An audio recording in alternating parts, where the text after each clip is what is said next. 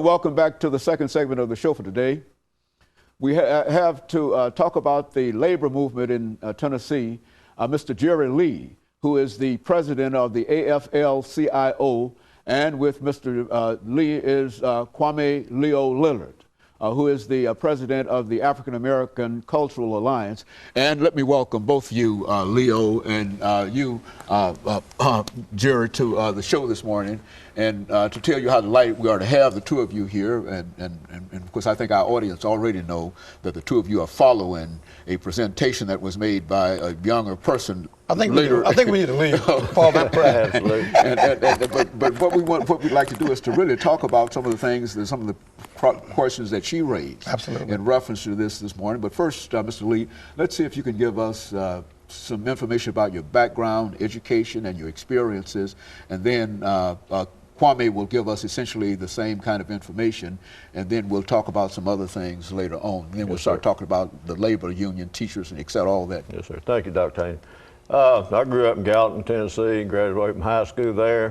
When I graduated, family didn't really have enough money to send me to college, so at that time it was a lot of opportunity to get in apprenticeship training programs, and I applied for the electrician's apprenticeship program and the CWA communication workers program and TVA.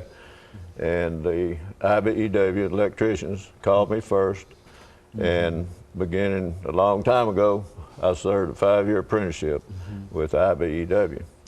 Subsequently, I worked all over Nashville, many of the high-rise buildings you see we worked on.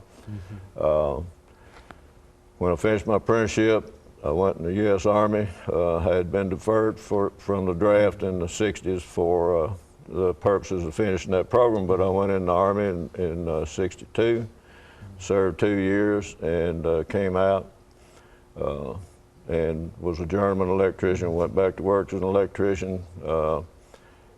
Then about 72, the GI Bill came along, went to the University of Tennessee at Nashville for a long time at night, and I graduated from there with a BS degree.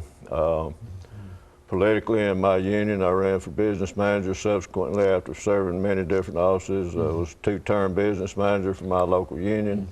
And when Mr. James Neely went to the state to be Commissioner of Labor, he was the president of Tennessee AFL-CiO, and I ran for that position, and I've been there since that time for about 8 years. I remember that time.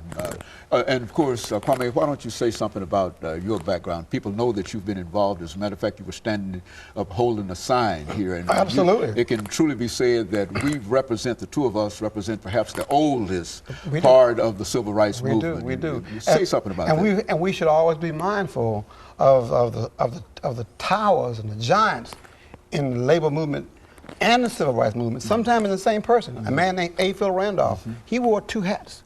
He wore the hat of a civil rights advocate, a civil rights pioneer, but also the organizer of the Sleeping Car Porters Union, a very powerful black union. And we should always be mindful. We should never turn their hands loose with the civil rights movement and the labor movement, because they are the same.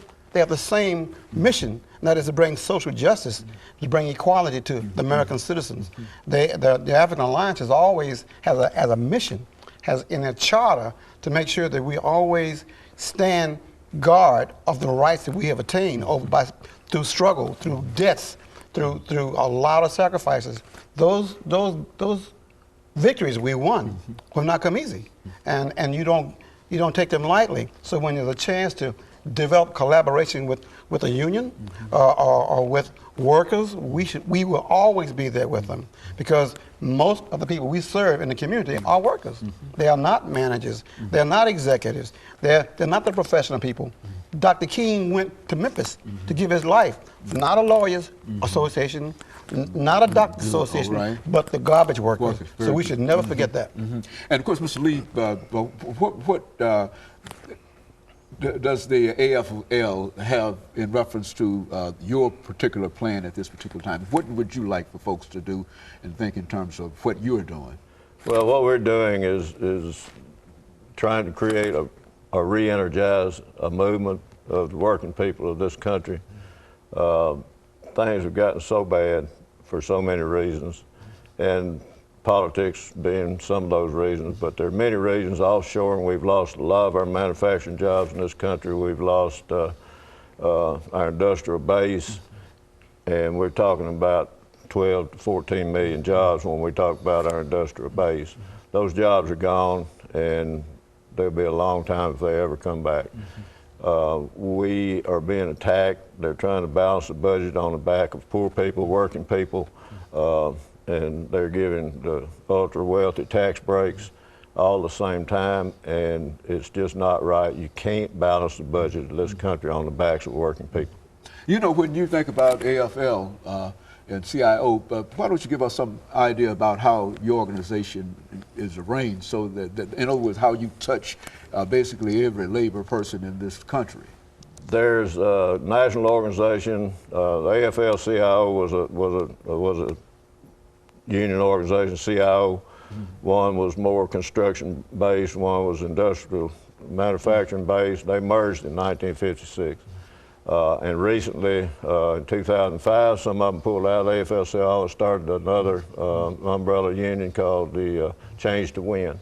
But we all work together at all levels to promote the common good of working people, socioeconomic welfare of the people. And so the things that you're doing here in the state of Tennessee, they're doing in Alabama and all over the rest of the nation, and this is indeed really an international organization. Absolutely, it is, and especially with the Canadian unions. We have a lot of Canadian unions in the AFL-CiO, and it's not as strong as it used to be, but we're still strong, and we're still advocating for the working people, and we also advocate for affiliating with community organizations, and you saw some of that in this last demonstration we had Tuesday. There were community groups and allies there from all over. And I think what we'll do as we come to the end of this second segment, Mr. Lee, is to give you and Kwame an opportunity when we come back to deal with some of the specifics